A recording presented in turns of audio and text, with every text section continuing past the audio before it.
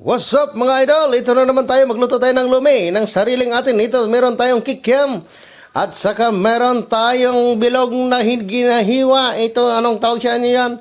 At saka meron tayong concert idol at saka ito yung laman loob na tinatawag lang atay. At saka meron tayo ditong sibuyas at saka bawang na ginagayat-gayat na.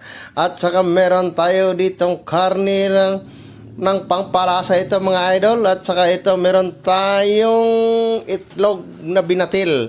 At saka meron tayong repolyo. At saka ito yung minmino natin, tinatawag lang pansit na lamalapad. At gigisahin na natin mga idol. Hala, ukay lang ng ukay. Hala, ukay hanggat lumasa. Nana, nilunod na to idol ang ato ang mga ricaros. Ito na mga idol, oh.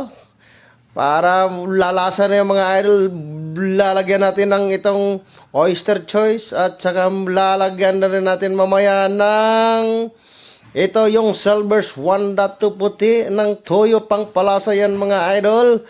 At saka lalong lumalasa yan mga idol, lagyan natin ng magic sarap mga idol.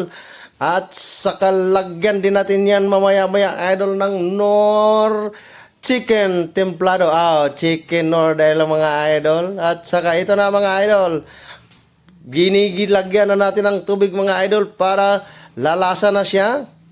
At saka ilalagay na rin natin yung itlog mga idol. Ito na yun ng mga idol, nilagay na natin lahat yung mga ricaros at saka masarap yan mamaya idol.